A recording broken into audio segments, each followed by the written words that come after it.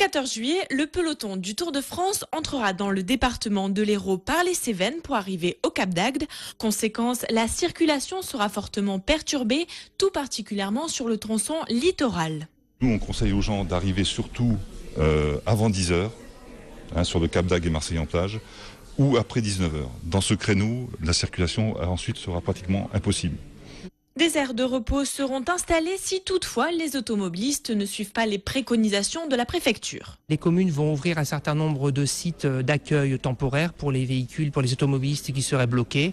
Il s'agit de salles polyvalentes, de salles des fêtes dans lesquelles les automobilistes pourront se reposer quelques heures à l'ombre. Mais surtout, le message fort que je répète, c'est ne prenez pas votre véhicule sur ces zones-là. Entre 10h et 19h, patientez un peu, vous n'en serez que mieux.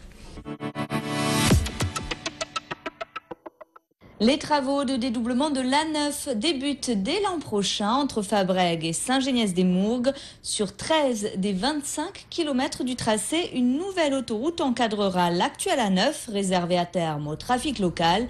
Mais tout autour de Montpellier, l'autoroute sera déplacée au sud de l'actuelle voie rapide. Il y a 12 km d'autoroute nouvelle qui va être réalisée à une distance de 600-700 mètres, enfin c'est variable, de l'autoroute actuelle, grosso modo entre l'échangeur est dit du Zénith et quelque part entre l'échangeur sud dit des Arènes et l'échangeur ouest qu'on appelle le Grand M. Donc cette autoroute nouvelle donc sera parallèle à l'autoroute actuelle, et donc cette portion d'autoroute actuelle a pour objectif de permettre la réalisation du futur contournement sud de Montpellier et du futur boulevard urbain. Donc sur cette section-là, les poids lourds ne circuleront plus. Et donc le sentiment d'insécurité sera supprimé. La mise en service de ce nouvel axe est prévue pour 2017. Le coût du projet est estimé à plus de 642 millions d'euros. À Marcillargues, les ouvriers sont sur le pied de guerre. Déjà 3 mois qu'ils s'activent. Le syndicat interdépartemental d'aménagement du Vidourle a mis en place un plan d'action de prévention des inondations.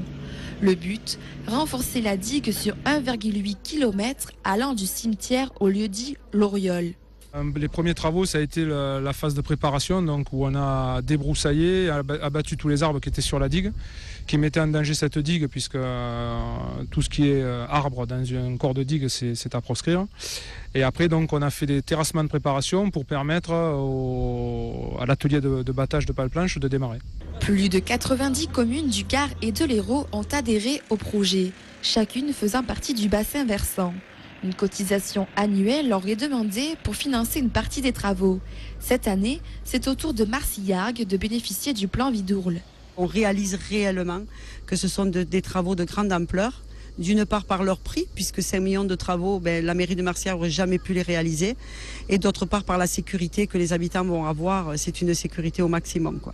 Les riverains se souviennent encore de la crue inédite de 2002 qui avait sinistré le village. Chacun a son avis sur ces travaux. Les travaux vont nous apporter quand même un peu de sécurité pour le Vidourle. Pourquoi vous dites ça ? Parce que l'an 2002, l'eau est quand même arrivée au pied là. Donc je voudrais quand même pas que ça recommence. Il faut le voir fini, mais c'est un peu dommage quand on voit un peu en face que c'était un peu comme ça, avec des arbres ombragés, les gens passaient dessous, se promenaient. Bon, c'est sûr que quand on touche un peu, je ne dis pas au patrimoine, mais quand on touche un peu au vécu de Marcillargues, ça fait mal un peu au cœur, quoi. Le bruit ne sera pas le seul désagrément occasionné par ces travaux. Exceptionnellement, le feu d'artifice de la fête de Marcillargues ne sera pas tiré des berges, tout accès y étant interdit. La fin des travaux est prévue pour avril 2013.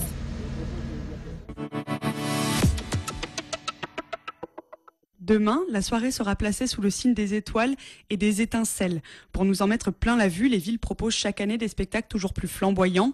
À Montpellier, le feu d'artifice sera tiré à 23h depuis les rives du bassin Jacques-Cœur, tandis que les arènes s'enflammeront à Nîmes dès 22h30.